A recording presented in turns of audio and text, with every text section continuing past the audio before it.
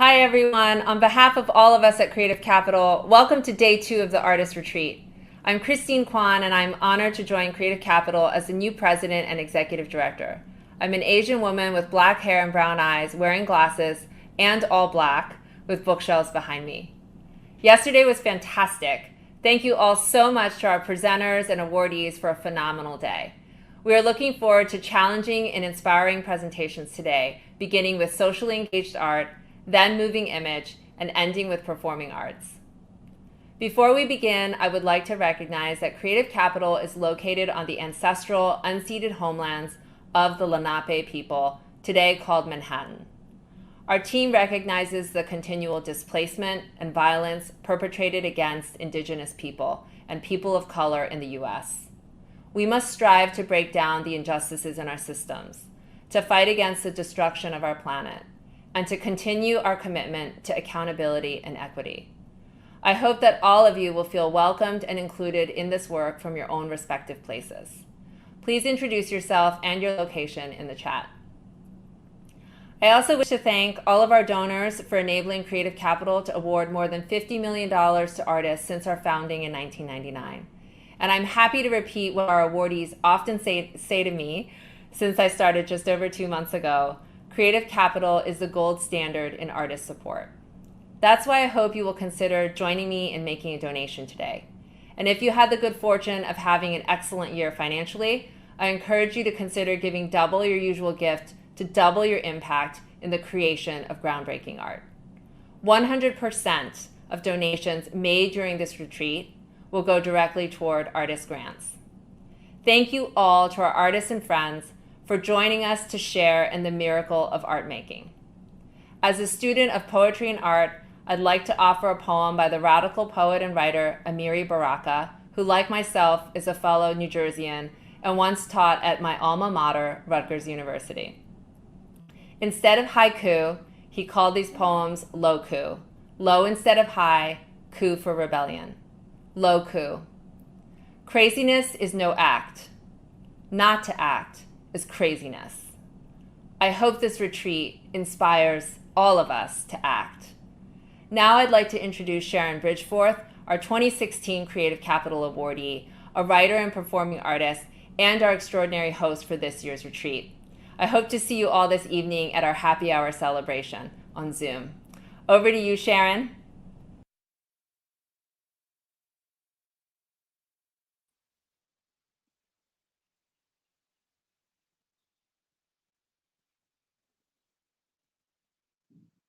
Thank you, Christine.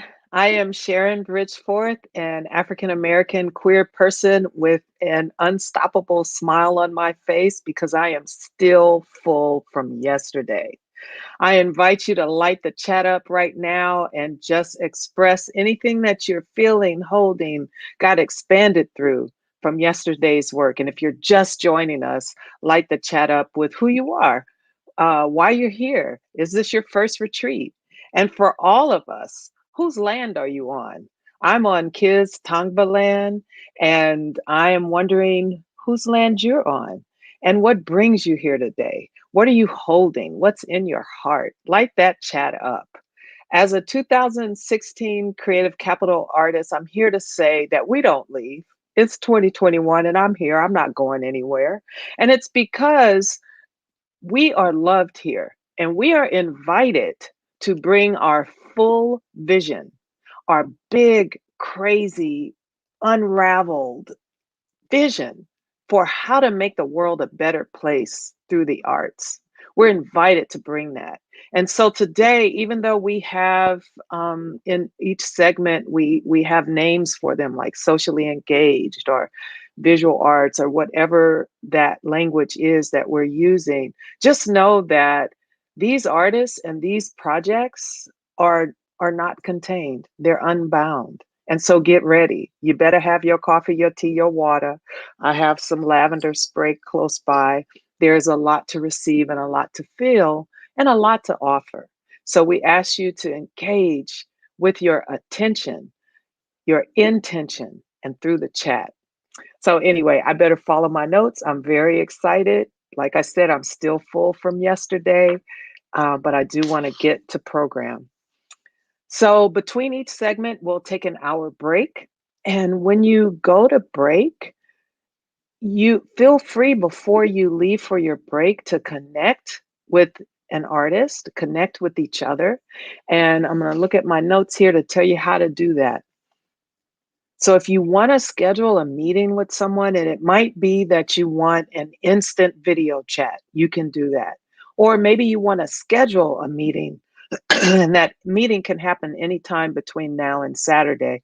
And of course, you can connect and meet way beyond our time together here. But you'll see there's an avatar, and you can click to and find people in the section with the avatars, and then you'll see their title, and then you'll see a link to view their whole profile. And below that are the buttons that you can click on to engage in whatever way you want to engage. We ask that you do this on the break and not during the presentations, because we really, really need your attention, and you're going to want to give your attention fully because there is so much that is being given to us all. Yeah, okay. Let's breathe. I think I need to breathe. I invite you to just breathe in and ready yourself and be in reception of what is going to be offered to us and how we are going to be shaped and moved by these glorious artists. We're going to start with the socially engaged and multidisciplinary artists, but before they begin their presentations, we're going to have an introduction by Michelle Coffey.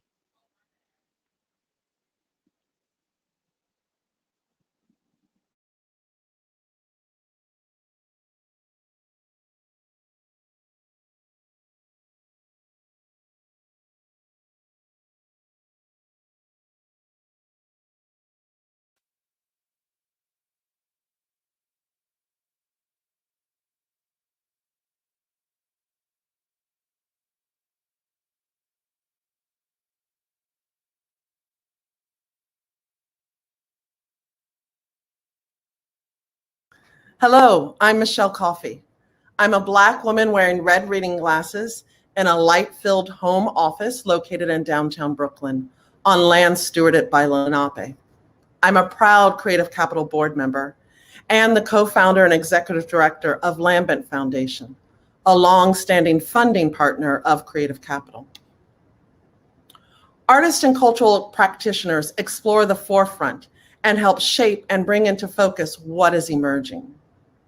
The upcoming socially engaged and multidisciplinary awardees intentionally explore intersectionalities. They bring both breadth and light to alternative narratives. They interrupt mainstream spaces with critical contextualization and honor complexity. They both lead and provoke us and our sector. While for some, this discipline may seem particularly audible at this moment, but in fact, it has a long and diverse history. This socially engaged and multidisciplinary category includes cultural activism and community organizing, and engages deeply with aesthetic practice.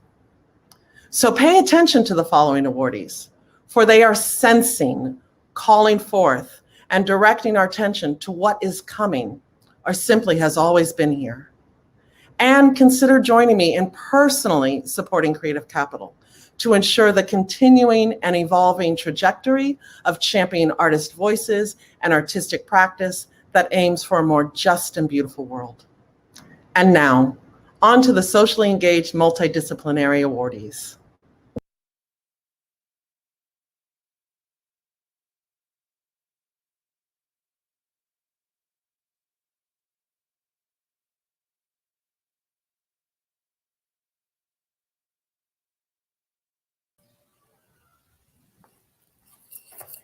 Good afternoon. My name is Shayna M. Griffin. I'm excited to speak with you today about the Displaced Project and share how you can join me in reimagining the production of space, land use, and housing practices that do not reproduce structures of violence, inequality, carceral control, and geographies of Black exclusion and disposability. Before I begin, I would like to acknowledge the indigenous land and African burial grounds from where I'm speaking, as my project necessitates I do so. New Orleans exists on the land of indigenous people, a site referred to by the Choctaw as Bubancha, meaning many languages spoken there. This region was subjected to the violence of conquest, land theft, and racial slavery to make way for the cultural landscape and colonial enterprise called New Orleans, built by and on the bodies, flesh, and blood of enslaved Africans and their descendants.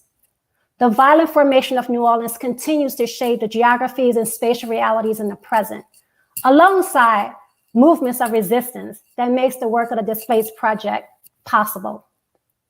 Again, my name is Shana M. Griffin. I'm a feminist activist, researcher, sociologist, mother, interdisciplinary artist, and geographer. Among many things, I'm the co-founder of the first community land trust here in the city. In establishing the land trust 14 years ago and overseeing the strategic direction for 10 years, I quickly learned that developing permanently affordable housing while advocating to expand tenant rights and create economically just neighborhoods and communities is not enough in shifting policies, advancing justice, and generating public engagement. Put differently, a range of creative approaches and social practices are needed to raise awareness and support current and future housing organizing strategies and spatial reconfigurations. This is the work of the Displaced Project. Initially conceived as a timeline documenting the political economy of reproductive violence and housing policies and land use planning, Displaced has evolved into a multimedia feminist and public history project, tracing the geographies of Black displacement, dislocation, and containment. Displaced integrates critical research methods with activism and socially engaged art, exploring how housing policies become sites of everyday violence, subjectivity, resistance, and possibilities. This project includes an interactive timeline, zines, walking tour, and a lecture series, along with a few other things, which I will get to in a second. As Black studies scholar and geographer Catherine McKendricks famously notes in her groundbreaking book, Demonic Ground, Black Women and Cartographies of Struggles, Black matters are spatial matters, and spatial matters are Black matters. This project engages space and place conceptually, digitally, collaboratively, and physically, pairing contemporary art with historical inquiry and activism. Through the employment of an interactive website, atlas, exhibition, and multi-use space, I'm inviting you to join me in reimagining these modes of spatial engagement. Specifically, I'm seeking a range of support to anchor these current components. The website. My vision for the Displaced website encompasses a custom-built site with an interactive timeline featuring maps, archival photos, images, and stories of resistance, tracing the past into the present as we reimagine the futures. I'm seeking support to fully fund this vision with a team of web and graphic designers and GIS specialists who can execute the project needs for our spring 2023 premiere. If this is something you're interested in supporting, join me in this effort. The Atlas. The Atlas will illustrate intersecting themes and contradictions of displacement with maps and writings and charts and images and engagement strategies. An academic press recently approached me to publish the Atlas. I'm seeking additional writers, artists, scholars, activists, and geographers to collaborate with. My goal is for the Atlas of Displacement to premiere alongside the website in the spring of 2023. If you know of people interested in engaging the themes of Black displacement as it relates to extraction, enslavement, dislocation, erasure, confinement, policing, and disappearance, let's connect. The exhibition. I recently completed a visual arts residency at the Contemporary Arts Center, New Orleans, where my studio work entitled Displacing Blackness, Cartographies of Violence, Extraction, and Disposability was on view from January 9th to April 25th of this year. The work consists of paintings, book art, installation, photographs, a projection, and so much more, all serving as a visual conceptualization of what the forthcoming exhibition may entail. See here. From abstract work depicting the violent screams of bondage to the recreation of a federal housing office where policymakers made discriminatory housing decisions, to the reimagined maps illustrating violent formation of the city, to the demolition of public housing, and moments of refusal, highlighting the organizing efforts of Black women residing in public housing. Displacing Blackness explore the afterlife of slavery through policies designed to make Black people disappear. I'm currently seeking exhibition space, partnerships, residencies, and fellowships opportunities to further develop this work out. It is my hope that the full-scale exhibition opening will also premiere in the spring of 2023. Spring of 2023. If you are interested in supporting this aspect of the Displaced Project, please don't hesitate to reach out. The space. As part of the work in reimagining space-making practices rooted in Black feminist geographic thought, I'm seeking support in the form of conversations, feedback, site visits, and donated space to develop a 5,000 to 10,000 square foot multi-use art space for communal infrastructure building and civic engagement. The space is envisioned to house a gallery, research lab, art and activist studios, meeting room, feminist lending library, and a storefront, supporting interdisciplinary practices. If you're interested in engaging in this work, please don't hesitate to reach out. In closing, the project is designed to create a more just and liberatory future, asking, how do we disrupt historical patterns of Black displacement and dislocation rooted in racial slavery? How do we challenge hidden and explicit forms of racial, sexual, and reproductive violence in housing policies and land use planning? And most importantly, is it possible to create housing policies that do not reinforce carceral landscapes and colonial imaginaries? Again, join me in this work.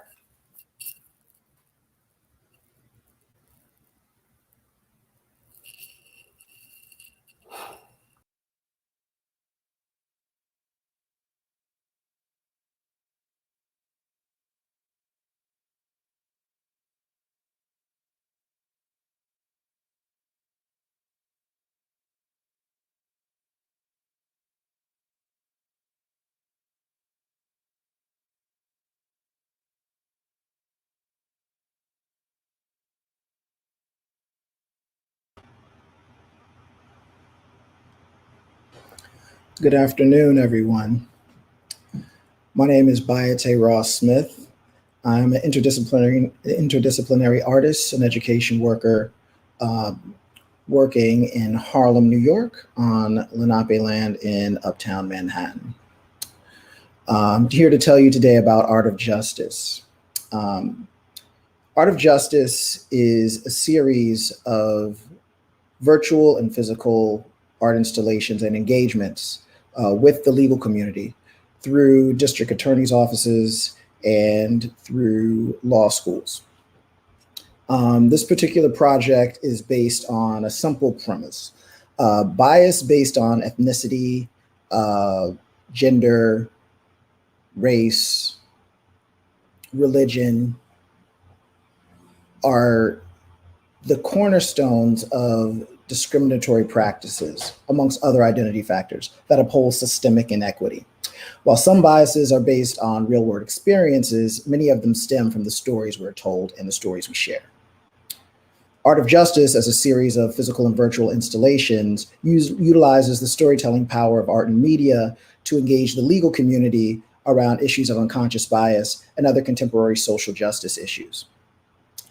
I'm targeting the legal community through district attorneys' offices and law schools because many of the people who go into policymaking professions, whether that be political office, other policymaking professions, or who actually conduct our criminal justice system, get a lot of their formal education and ongoing training through the legal community, either through law schools and continuing legal education in their law practices. These artistic engagements will be based on my work, which you're looking at now, and may eventually include the work of additional artistic practitioners. I've already begun piloting this concept on a small scale at the St. Thomas University Law School in Miami in their intercultural human rights program. My goal is to implement Art of Justice at top-tier law schools and influential district attorneys' offices around the country to eventually make this a standard for legal education and for CLE, continuing legal education. Critical element of my work is approaching people in a manner that, well, I should say, my work, while it deals with really substantial issues and ideas related to identity and how we all relate to one another. My work does not tell people what to think. Instead, it creates experiences that forces people to question their pre-existing beliefs.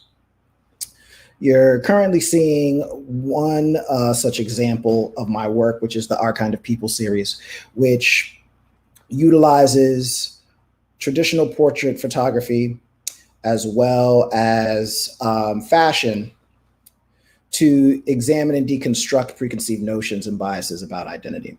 The subjects in this work are dressed in clothing they all own, and they're styled in the way in which they'd be styled in daily life. The only thing that changes from image to image is the person's face. I keep the lighting and the facial position and facial expression the same, and I keep it neutral.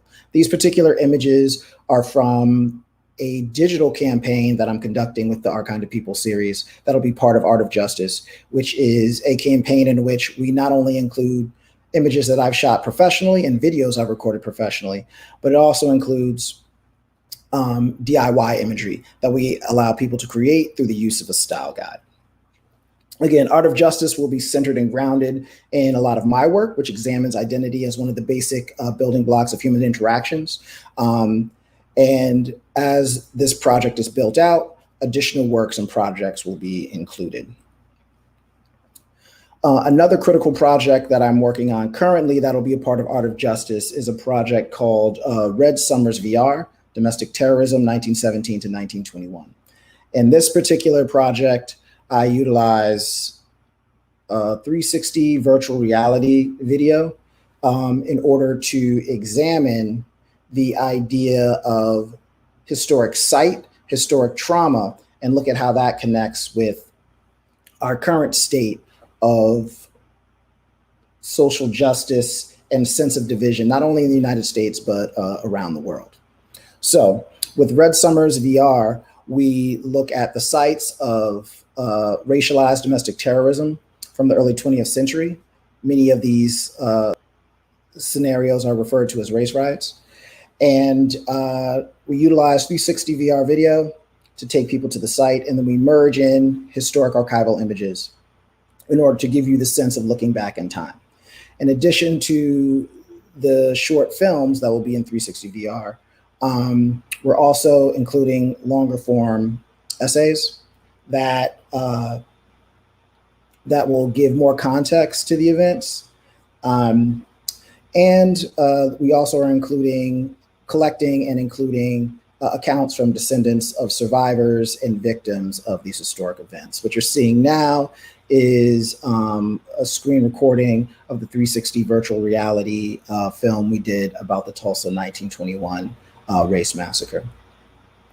The idea is to then take these events and look at how they impacted the corresponding social landscape, as well as the lack of legal accountability, and how that created a ripple effect from that time up until our current time. One of the interesting things about the early 20th century and the World War I era is you'll notice when you look back in time that a lot of the social and political issues from that time are directly impacting and directly relate to some of the social issues that we're facing today. So what do I need for Art of Justice? Currently, I'm looking for strategic partnerships with law schools around the country. I'm particularly targeting top tier law schools because I think by targeting top tier law schools, we'll be able to set a certain trend in motion that other law schools will follow. I'm currently looking for connections to create strategic partnerships at Columbia University, Michigan University, the University of Virginia, Yale, and Stanford. These are schools that I've targeted based on the way they operate their curriculum and their corresponding philosophy towards teaching law. I'm also interested in developing strategic partnerships with the San Francisco DA's office, the Philadelphia DA's office, the Chicago DA's office, the Bronx DA's office, Manhattan, Brooklyn, Los Angeles, Dallas, and Atlanta. In addition to those things, I'm seeking a connection with a speakers bureau to book me for public speaking engagements so I can talk about this philosophy behind Art of Justice and dig deeper into this methodology for how we can use the storytelling power of art to affect our future policymakers and policy implementers. I also am seeking connections with a PR firm and a publicist to be able to more strategically spread the word about the work I'm doing. And finally, I'm looking for access to equipment. I currently need several computers with a fast enough processor, enough RAM, and the proper graphics card for efficiently editing 6K video, because the videos for Red Summers are still being produced, and I have to produce a bunch of them and push them out quickly and efficiently. So that's Art of Justice. Anyone who's interested in helping assist me affect the legal community, create impact around social issues, and affect our future policymakers, please reach out. Thank you very much.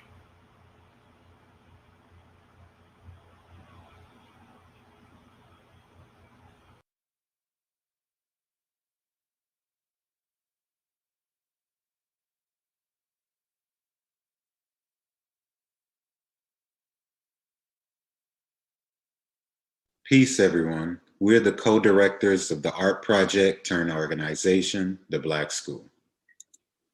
I'm Shawnee Peters, an artist and educator from Lansing, Michigan. I'm inspired by activism histories to build community and to create imaginative experiences through video, collage, installation, and engagement projects.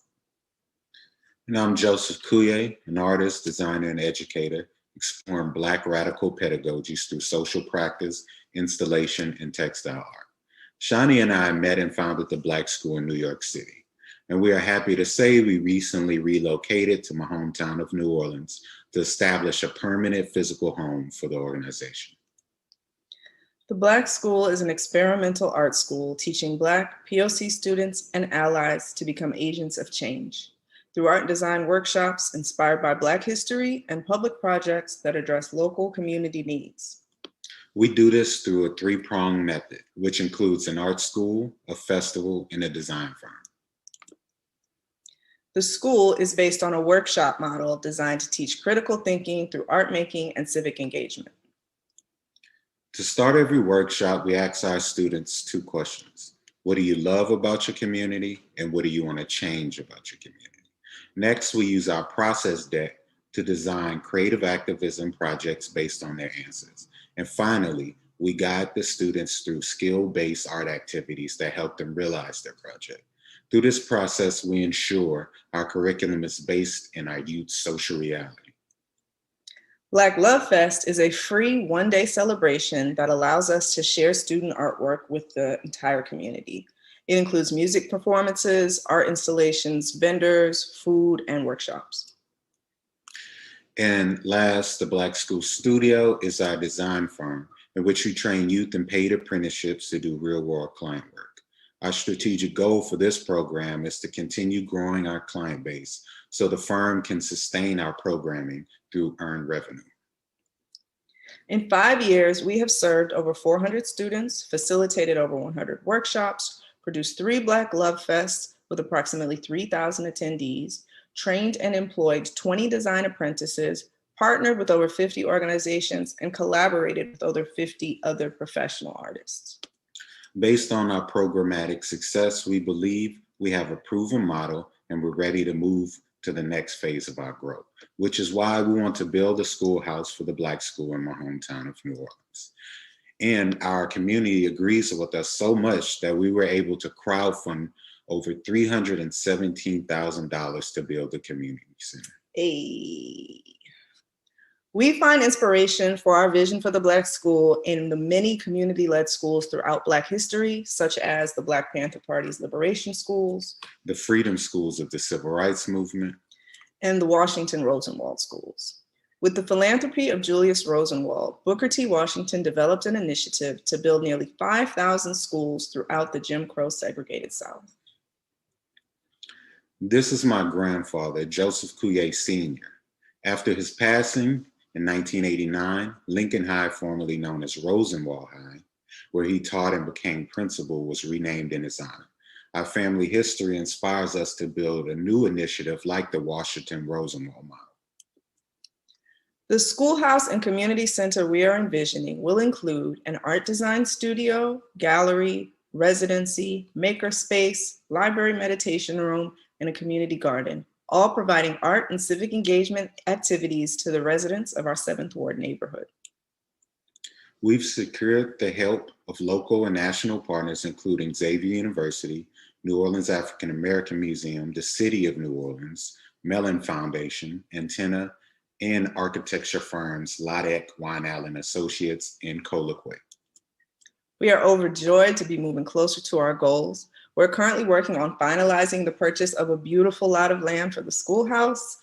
We are running a summer success program for high school students in collaboration with the city and Xavier University, and we're offering community-wide programming in collaboration with the New Orleans African American Museum. As we build on this vision, we ask you to consider supporting by helping us to realize a team building retreat for our brilliant growing staff. And by hiring our youth staff design firm, TBS Studio, for any of these listed services. And by helping to expand our design apprenticeship to offer monthly stipends to our young people by becoming a sponsor. Thank you for your time. Peace.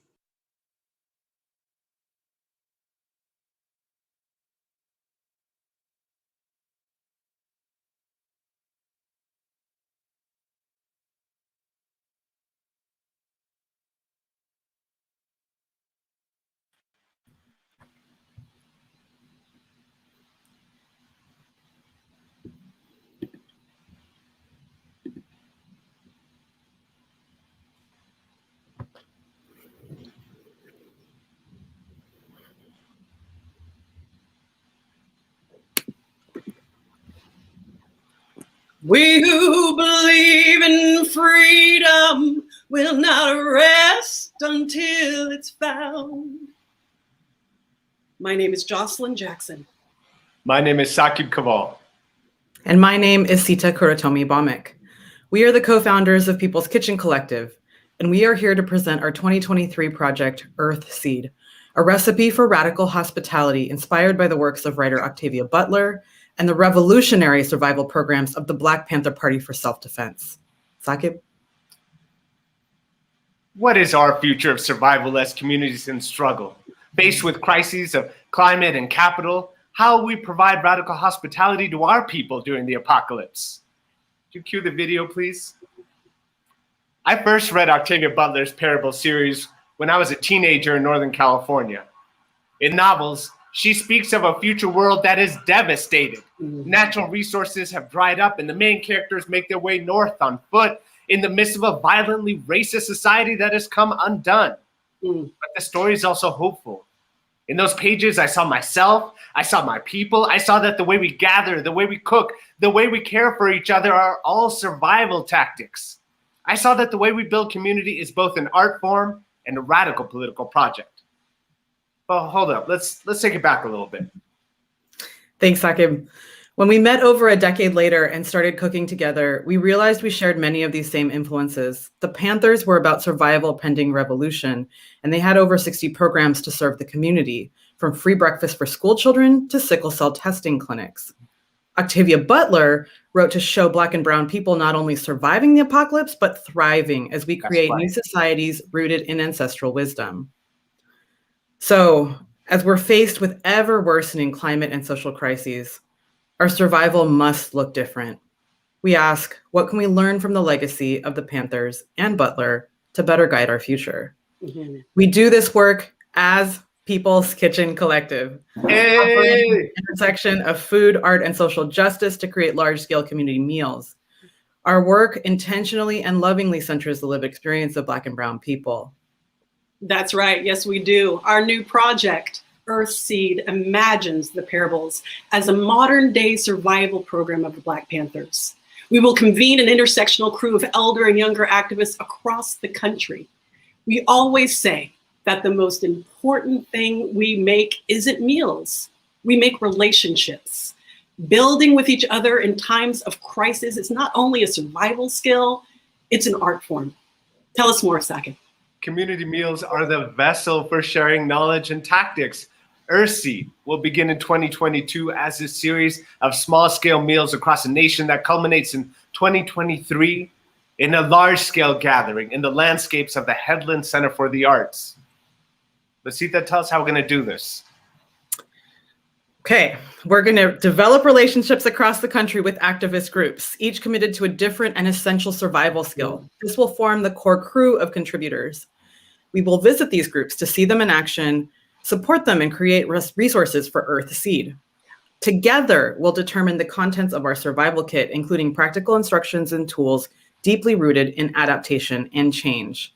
And then, as Saqib mentioned, near an abandoned stretch of highway in Northern California, we will gather together to share this knowledge and our tactics with one another. Look, we have learned time and time again that our survival must be a collective project. That's right. Through Earthseed, we envision a future where our people make it through this shit together. Amen. We need to be able to see our survival and imagine ourselves in this new future. With Earthseed, People's Kitchen Collective shows us a path forward and helps us thrive together as communities in struggle. To make this project a success, join us. Join us in the revolutionary potential that community building affords. We need you to stand with us in the abundance and build a future where our collective survival is not just a topic of fiction, it's our urgent reality. That's right. What do we need? We need to gather people, we need to disseminate information, and we need to share resources. So to that end, we need airfare and space to meet around the country, we need publishing support for our resource manuals, and we need sourcing, manufacturing, and distribution of our survival kits. But we won't stop there. Yeah, that's right. Because more than anything, we need you to be self-critical. That's right. Do not be complacent and complicit in the systems that have brought us to this moment. We shouldn't have to imagine our survival in a near apocalypse, but here we are. So what are we going to do about it? Earthseed approaches community building in a beautiful new way. The work ahead is big, but it is also familiar. Earthseed is who we are, and it is who we have always been. Help us create radical hospitality in this apocalypse. Thank you to Creative Capital and all of you in attendance today for digging in and building this liberated future we all deserve. Thank you. Thank you. Thank you.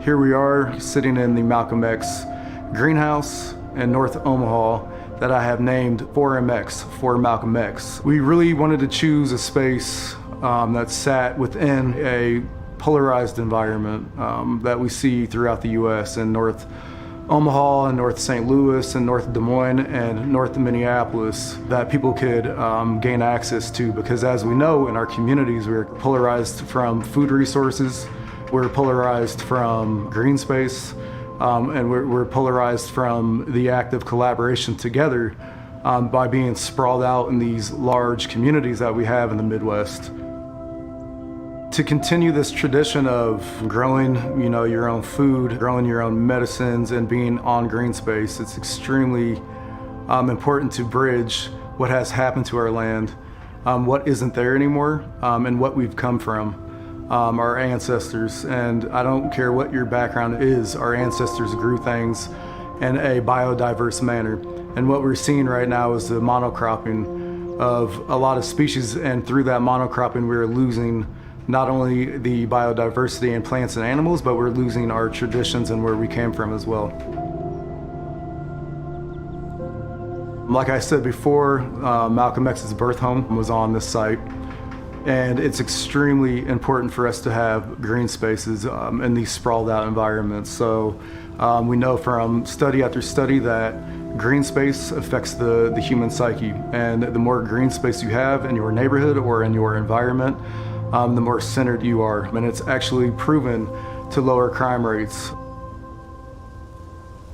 We speak about healing, and it's really hard for me to think about healing when we are constantly wounded and traumatized. So one of the ways to counter that is a green space like this, to have safe space to be yourself and not be seen as a threat.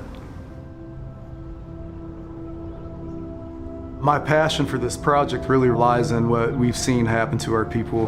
For me personally, post-Ferguson, Michael Brown, experiencing that during phase 2 of the protests in Ferguson really warped in a very productive way my practice and has led me to making projects like this in communities that are so affected by police brutality and environmental racism. I don't know how else to breathe in space-time, to fight a common oppressor other than constructing these spaces that allow us to take care of ourselves away from a system that obviously is detrimental to the body and to land.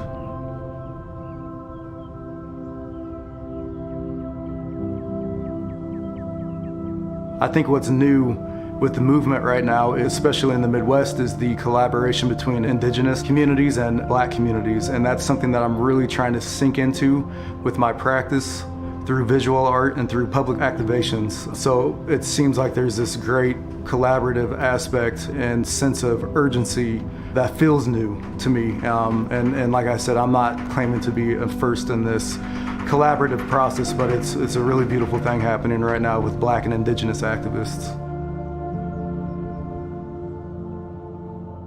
So this is a really exciting aspect of the project. We have our 3 Sisters Garden going in, and that's a collaboration with myself, the Malcolm X Memorial Foundation, and 3 sisters from the Ponca, Osage, and Omaha tribe that are going to be spearheading this outdoor garden aspect. And we hope to get medicinal plants like sweetgrass and sage growing here pretty soon as well. And this is the aspect of the project that the Creative Capital is funding. So we're really excited to just get our hands in the soil together out and around the greenhouse. Really center around the idea of empowerment. So whether that's empowerment of the mind, of the body, of the spirit.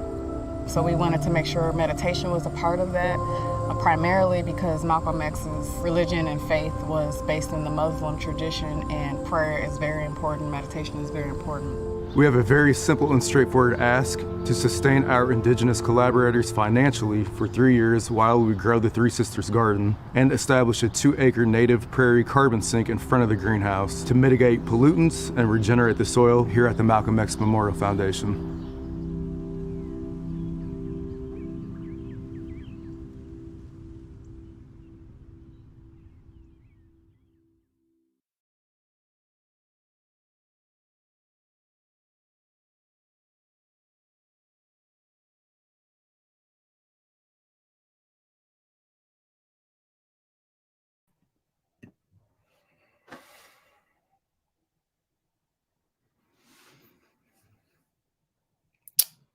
Hello, everyone. My name is Jesse Crimes. I am a visual artist, curator, and advocate, and my work primarily focuses on criminal and racial justice. Since the age of 13, I have transitioned through nearly every facet of our criminal justice system, from juvenile probation and jail to state and federal prison. During my last 6-year sentence, a year of which I spent in solitary confinement, I turned to individual and collaborative art making as an act of resistance against the dehumanization and institutionalized racial division within. While incarcerated, I also produced and smuggled out numerous bodies of artwork, including Purgatory and Apocalyptine, both of which showcased at MoMA PS1 this last year. I also established prison art programs and co-created multiracial art collectives. Since my release in 2014, my work to end mass incarceration has straddled both gallery and museum spaces and socially engaged art practices. I also co-founded a fellowship to support formerly incarcerated artists. And while doing all of this work to support people on the outside, I started to think about how I could use art to support people who are still inside. This led to the development of my Creative Capital project, the Mass Incarceration Quilt Series. This project is designed to create space for incarcerated people to be able to control their own representation and how they want to be portrayed in the outside world. The series includes self-directed portraits composed by incarcerated people in prison photo rooms, which I then render on individual quilt squares, as well as larger quilts depicting interior scenes of their homes or spaces that have felt like home. Both iterations incorporate old clothing collected from directly impacted people or their families, and this is meant to basically invoke the collective body of the millions of people who have been disappeared by mass incarceration. These quilts will ultimately serve as mobile monuments, engaging audiences across the country in partnership with organizers and advocates. Ultimately, my goal is to showcase approximately 2 million of these quilts on the National Mall as a way to reflect the overall scale of incarceration. As much as I believe in the power of this project, I also know that the Mass Incarceration Quilt Series will not be enough to end mass incarceration. So while there have been significant reductions in incarceration in a handful of places across the country, the overall number of approximately 2.2 million people in prison has largely remained unchanged over the last 2 decades. In order for that to change, we have to build an even more powerful movement that brings together artists and advocates to collectively reimagine and strategize together. Directly impacted artists deeply understand what is at stake and can creatively frame both problems and solutions for both audiences and policymakers. Working on my Creative Capital project during a national reckoning with white supremacy, state violence, and a worldwide pandemic has created even more urgency for this next project that I'm also about to outline. I am currently in the process of building and organizing the Art and Abolition Society, a 3-pronged approach to building a national movement of formerly incarcerated artists and advocates working together to end mass incarceration.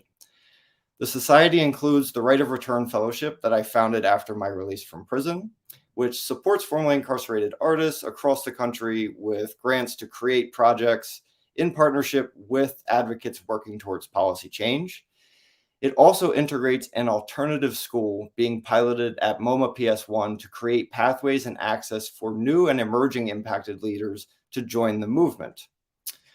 The alternative school will be scaled by partnering with major museums across the country who are willing to build or who are willing to replicate the model being piloted at PS1.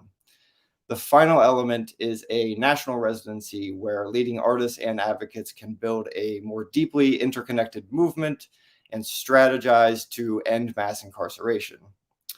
This is where all of you come in. Like my Mass Incarceration Quilt Series, the success of the Art and Abolition Society will depend on partnerships, collaboration, and scale. In order to make this happen, we need to fund future cohorts of the Right of Return Fellows, develop a national network of institutions and museums that will replicate the alternative school, and secure a dedicated space to build out the residency. We also need to secure partnerships with architects, designers, and visionaries. So if you have 50 acres, $1 million, or a museum, this movement needs you to dismantle mass incarceration. Thank you.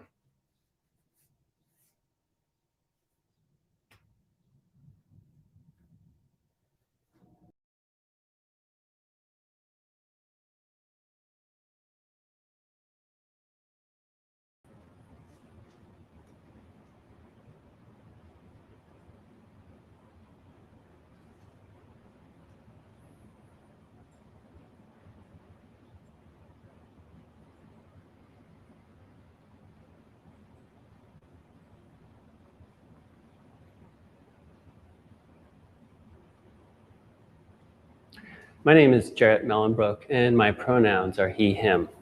I'm a third-generation beekeeper with a lifelong passion for nature. In my art practice, I explore the correlations between the natural environment and human behavior. One of my signature projects, Haven, is an ongoing installation of living beehive sculptures, specially designed to promote the well-being of their honeybee inhabitants. Placed in parks and green spaces across the country, Haven provides habitat for wild honeybees, supports genetic diversity, collects valuable scientific data, and promotes public awareness of the fragility and importance of pollinators. My practice also includes collaborative projects like the Virtual Vector Laboratory. This international, multi-institutional, cross-disciplinary initiative gathers and interprets field data to map insect-borne disease vectors throughout Latin America. The resulting proof points are currently being enlisted in public health and education efforts in Brazil and Mexico. My creative capital project, entitled The Redwood Preserve, is a monumentally ambitious, large-scale land artwork. It counters the terrifying rapidity of climate change and habitat loss with the millennia-long timeline of ancient forests. There is no one silver bullet solution to environmental cataclysm, but our best hope lies in the concept of multi-solving, concentrating our efforts on singular systemic actions that have compounding widespread impacts. Actions that can help reverse course, not just pump the brakes. Of the 100 most effective ways to combat climate change proposed in Paul Hawken's authoritative bestseller Drawdown, number 1 is the protection and restoration of forests.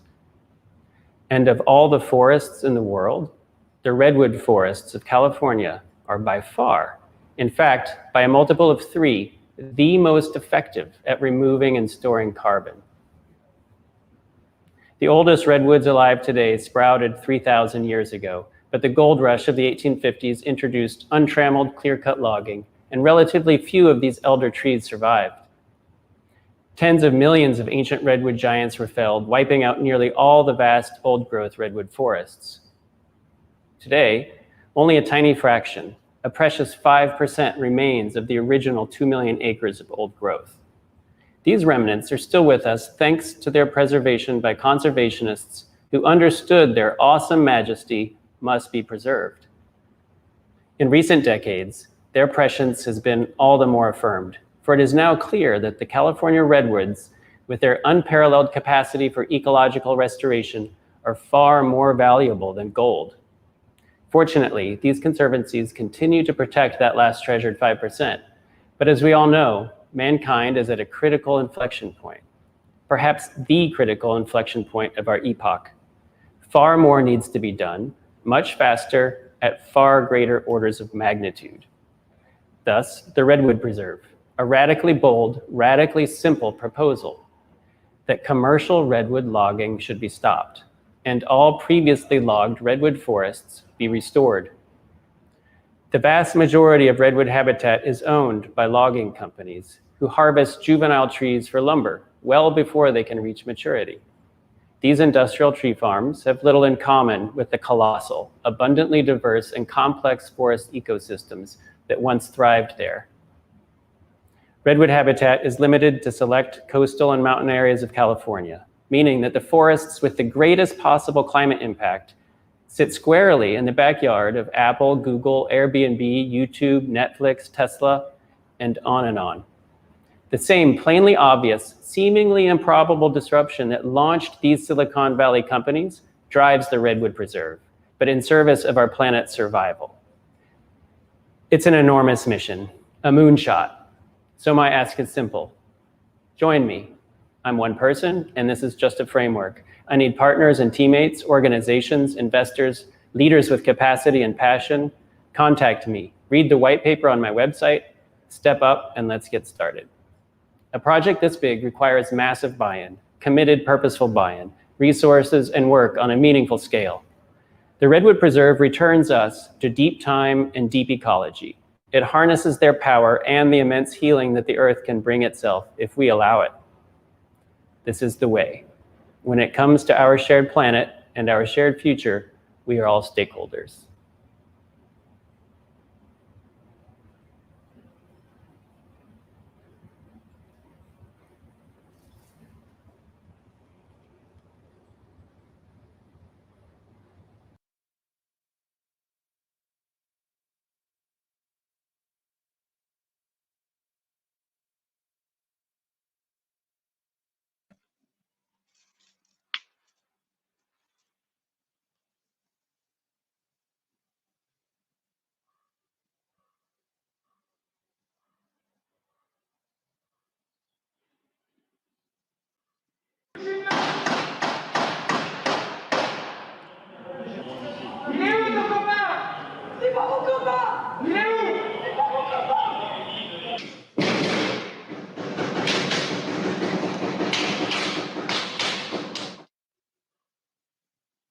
My name is Amatis Motavali, and I want to present you my project, Golistan Revisited, a multimedia portal reclaiming and renaming roses stolen during the Crusades as a memorial to women, girls, and femmes martyred during the wars of the Neo-Crusades. The audio you just heard was of Hasna Aboulassane, a woman accused of being a suicide bomber in France who begged for her life during a police raid and was shot to death by the state. I listened to the longer audio of Hasna while visiting a rose garden. Until this point, I had been researching the origins of hybridized roses and cultivars I saw in rose gardens and realizing that most of them had a lineage rooted in the Rosa Damascena, also known as Mohammadi. While surrounded by names like Nancy and Ronald Reagan, I made the decision that this resource needed to be reclaimed and renamed after people martyred for the benefit of upholding the ideals fought during the initial Crusades. At first, the renaming was through interventions in rose gardens, sticking on cardstock labels made to look like the original plaques. I was able to intervene in many gardens. I began to get requests by friendly co-conspirators internationally to do this intervention in gardens I couldn't reach, like this one at the Royal Regent's Garden in London. This felt especially good since France and England have claimed roses as their national resource. My last name, Motavali, means keeper of the shrine. For me, the work I do feels like a calling and a duty. I've made shrines of sorts for many years. I've lost 4 people close to me to police violence in Los Angeles, so I started making stencils and getting them up in the locations where people were murdered, knowing that the crime scene would soon become oppressively occupied by state forces.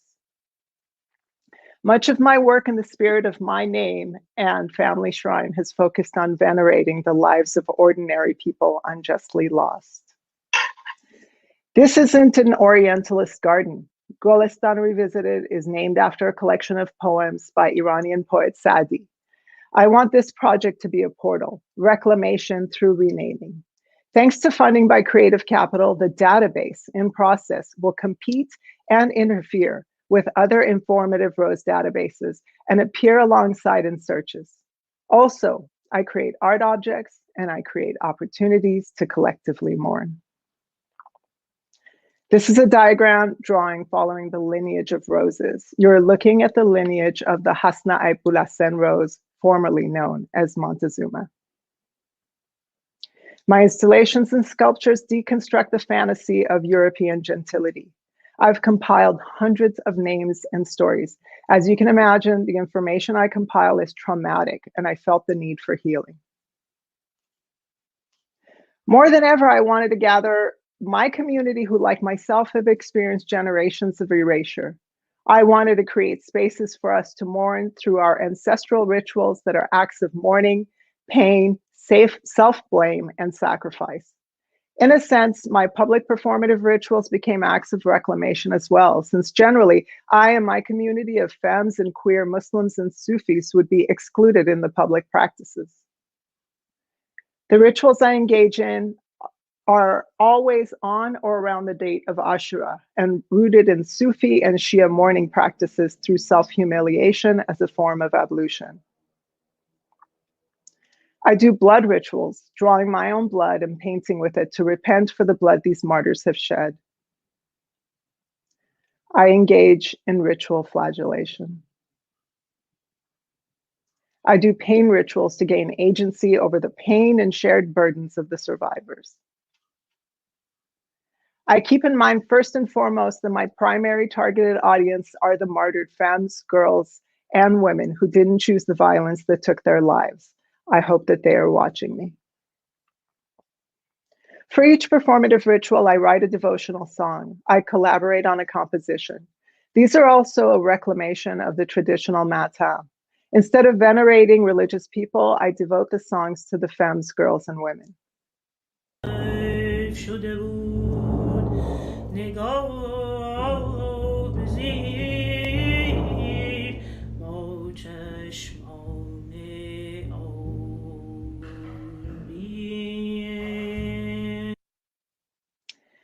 need your help. I'm planning a performance on Ashura August 19th, 2021. I need help with some of the logistics. I need funding for flights and costumes, a New York City-based film and live stream crew, and accommodations in Soho for me and my team. I'm also in the process of writing and composing an album of my experimental matin. I need funded access to a full recording studio in LA, a label to release a limited edition colored vinyl, and funding to pay musicians and collaborators equitably. Here's what else. Look out for the database, help me connect with spaces and institutions, and change the names of roses everywhere you go. Let's interfere, co-conspire, and reclaim together. I'd love to talk more with you about it.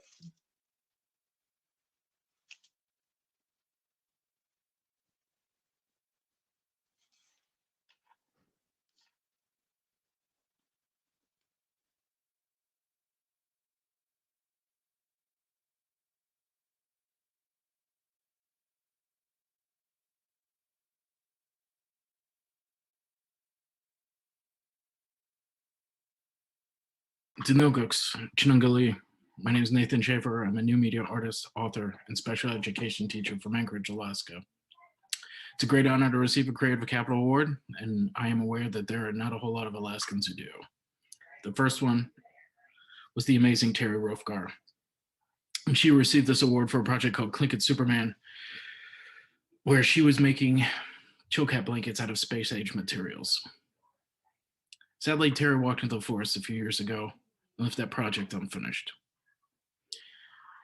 I've had the honor and privilege a couple times in my life to visit her community in Sitka, Alaska, and to teach new media to the kids in the Sitka tribe. I've been able to witness firsthand the impact she's had in her community in Alaska and the world. Why don't you, Terry, for sharing your amazing life and work with us. All right, so a little bit about me. I've been producing new media works in Alaska for over 20 years, mostly since returning from grad school. My work has been based in digital humanities and mobile augmented reality. Mobile augmented reality, I helped actually found as a genre with the Manifest AR Collective over 10 years ago. One of my last big projects was called Dirigibles of Denali, pictured here, where I constructed 3 of the unbuilt Dome City proposals from Alaska in the 1970s. I built them on location using mobile augmented reality. In this project, we also produced 5 books. One of them was a collection by 10 Alaskan science fiction authors, where the authors set science fiction in the dome cities as if they had been built in Alaska. Now, for my creative capital project, I proposed something called Winter Moat. It's an augmented comic project where I'm creating Alaskan characters, some of my friends, and we imagine Alaska where those very same dome cities had actually been built. And we're creating characters that are respectfully and purposefully developed from the myriad of Alaskan cultures, indigenous and non-indigenous cultures alike. So my home, where I teach, where I went to high school, is North Anchorage, and it's home to some of the most culturally diverse neighborhoods in the United States. In 2019, when I had proposed this comic book, Winter Moat, I hadn't found the group of people I was going to be working with. Since then, I have. And we founded an Alaskan comic book group, and we're going to be producing several titles. My project, Winter Moat, is going to be one of those titles. It's going to be 10 books loosely that are collected into an anthology when I'm done. We've produced 3 of them, and I'm almost done with number 4.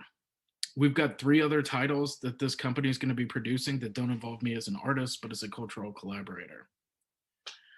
We've partnered with some pretty amazing folks. The Bunnell Street Art Center in Homer has been working as our physical agent. The Alaska Library System, along with the Alaska Native Village Corporation Association, have founded a distribution system that's going to put all comic books from our group into all 350 Native villages in the state of Alaska, as well as going to every school and library within the state.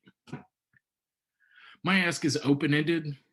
I'm interested to talking to publishers, but we want to retain the IP in all of our materials, so we're looking to publish ourselves. Our first audience is the kids in Alaska. And the way I've designed Wintermoot is that it's Alaskan open source, meaning that any kid in Alaska is allowed to do whatever they want with these characters as long as they follow some cultural competency guidelines. I'm also interested in speaking with museums and galleries, as well as attending Comic-Cons pretty much anywhere in the world. I'm approaching creative capital as an entity that can facilitate things that I'm not thinking of yet. I'm trying to stay focused on producing good content with artistic and literary merit that honors my home. The augmented portions of the work will do several things, but mostly they are a series of documentary videos with elders and culture bearers, but they also produce 3D models, cultural asides, and they translate indigenous languages from Alaska into English. Ideally, our project is seeking to undo centuries of misrepresentation of indigenous cultures in the North. Rather than looking to dissuade people from incorporating these cultures, we're meeting that by modeling appropriate, more respectful ways of going about doing this.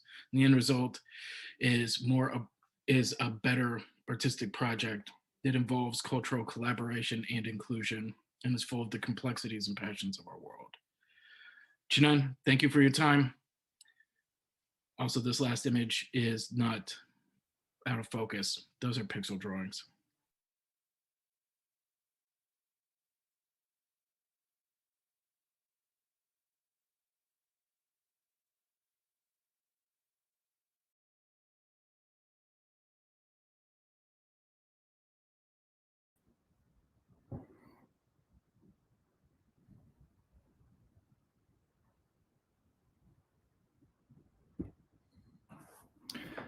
No cash in the book.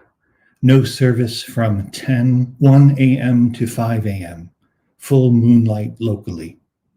This haiku was written by Keely, a worker from Lesotho, during her early pandemic shifts in the subterranean booths at her job in the New York City transit system. In addition to being a member of the Transit Workers Union, Keely is also a New York City street vendor and a member of the Street Vendor Project. The second haiku I'll read is by Davidson, a 40-year-old veteran yellow cab driver and a member of the New York Taxi Workers Alliance in New York City. Starving cab driver, gobbles provolone cheese. Taxi smells like feet.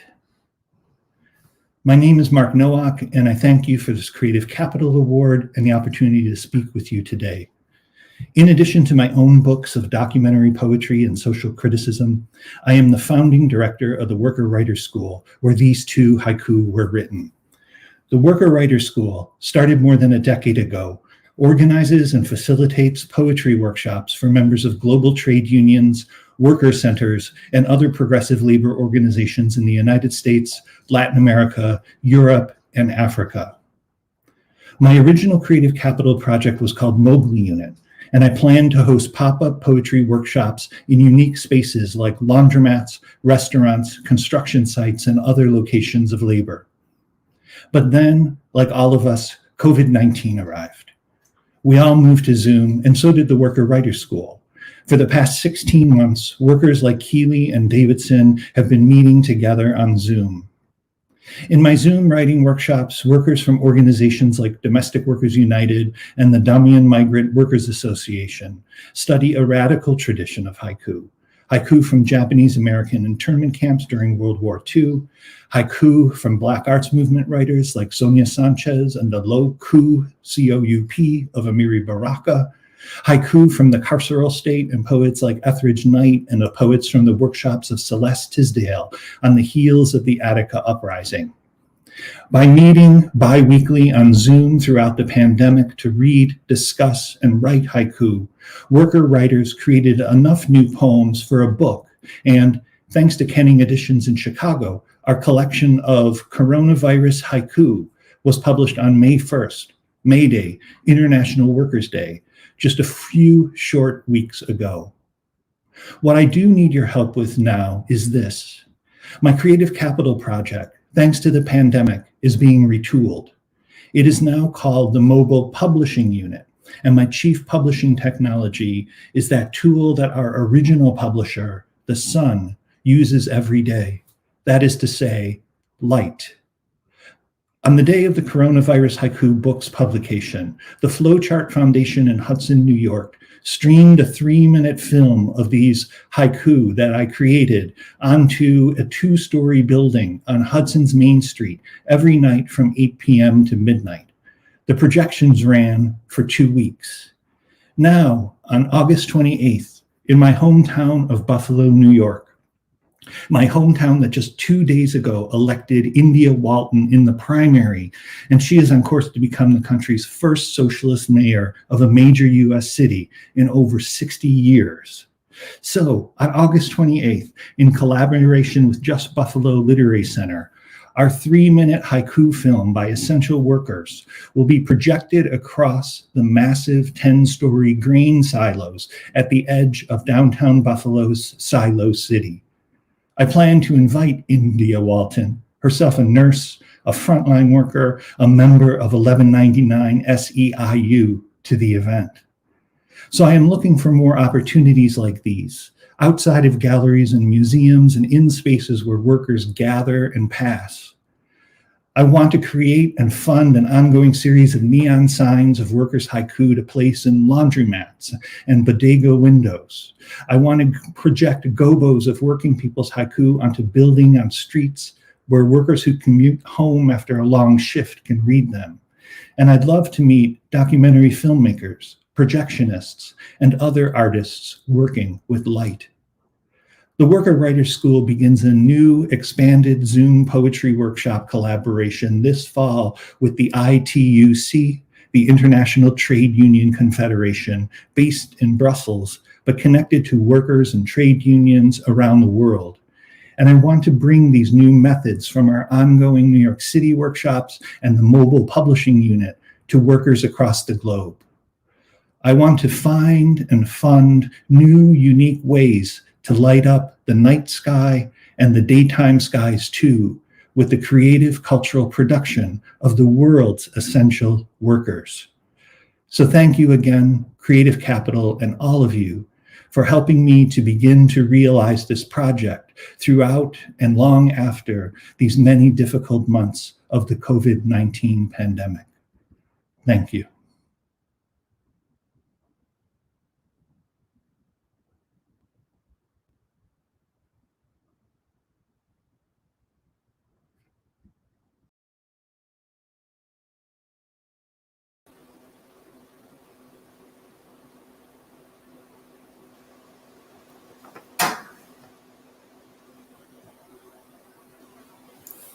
Hi, my name is Cheryl Rowland, and I am a 2021 Creative Capital awardee. I create art that challenges ideas around controversial social and political constructs and generate a safe space to process, question, and share. I'll begin by speaking about my work that led me to my Creative Capital project, The Jumpsuit Portal, which is a working title. The Jumpsuit Project is a socially engaged art project that began at the University of North Carolina at Greensboro during the 2016-2017 academic school year. The primary purpose of this project is to raise awareness around issues related to incarceration. This work grows out of my personal experience. In August 2012, I began graduate school to receive an MFA. There, I was issued a warrant in Washington, D.C., explaining that I had 4 felony counts against me. After 9 months, an indictment was never found, and the felony charges were dropped to misdemeanors. In October 2013, I went to trial and lost 10 months later. After I was released from a county jail, almost a year and a half after being released, I was exonerated on all charges and granted my bill of innocence. In the process of acclimating back to society, I returned to graduate school wearing an orange jumpsuit around the university campus, effectively exposing my burden to an unsuspecting environment. The positive and negative public reactions that came from this year-long performance prepared me for the obstacles I faced outside of the college campus.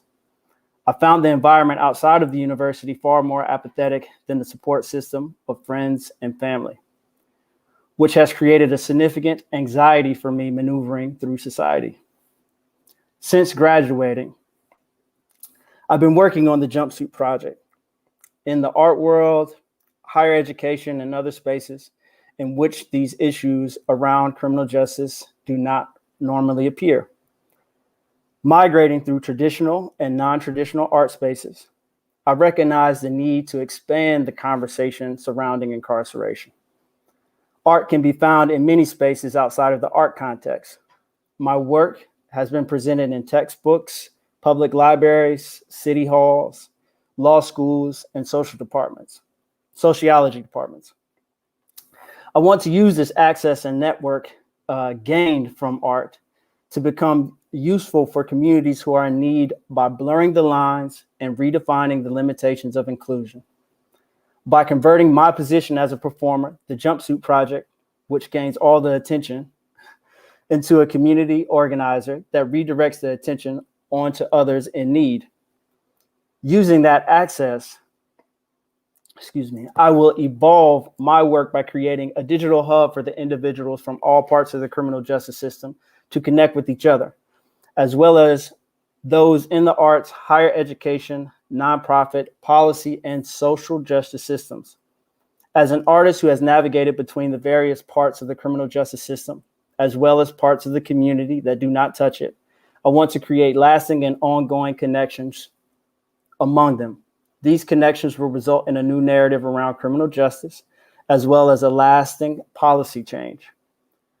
Currently, through partnerships with the North Carolina Museum of Art and the North Carolina Central University's Law School, I'm looking to expand upon collaborative projects involving local Wake County high school students and justice-involved youth in Durham County, creating social contracts.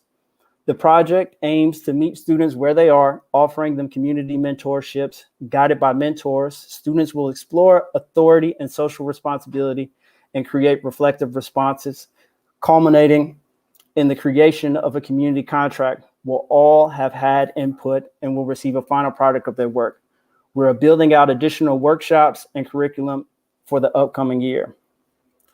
There are multiple mediums and various content that can be produced, so I'm looking for solutions for presenting it all on a website, aside from my own.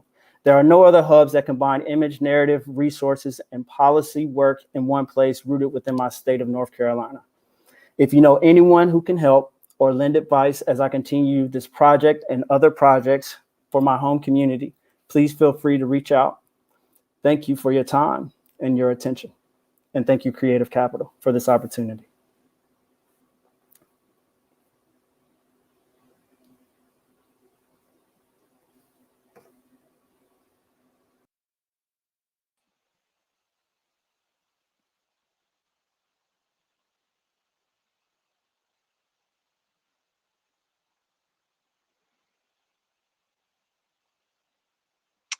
Artists, thank you. Please join me in giving thanks, witnessing, support, encouragement in the chat. Light that chat up. Artists, thank you.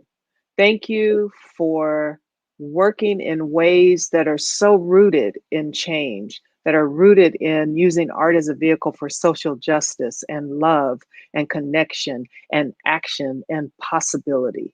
We need you now more than ever. And if you're able to give to the ask, please do. Don't hold back. And artists, may you receive everything that you asked for and more. And may you have the internal, spiritual, cellular, physical, heart, emotional, mental support that is necessary for you to do this work and to be well. And may you rest sometimes. This retreat was started with the intention of bringing artists together with administrators, arts administrators, in collaborative and joyful and supportive ways. And ain't that what's happening? Ain't that what this is? So in the spirit of that, continue to connect with each other, light the chat up, click on those avatars, make the meetings. And even if you can't give the ask, if you want to connect, reach out. Sometimes spontaneously and organically, just through connection, there's more that is happening than we know. So follow your gut, and your heart and your spirit in all of this. And I want to take a moment and thank Creative Capital, all the board members, all the staff, all the volunteers, everyone who for all of these years has done this work and made this moment possible and made all that we are here because of happen. Thank you. Thank you for our Crux Tech team who are just fierce. They are tech warriors. They are on point. They are on call. They have a little breakout room. So if you need some tech support, connect with them. But thank you, Crux. Thank you to our interpreters who I feel show us what words look like when they move the air. And so thank you for interpreting and for working so beautifully. And to each one of you that are here present, thank you. And of course to the artists, thank you. So we're going to take a break. We will be back promptly at 2:30 Eastern Standard Time. Please leave your venue page up and on so you don't have to log back in. And if you can, come back a few minutes early. We will start right at 2:30 Eastern Standard Time. All right. Enjoy.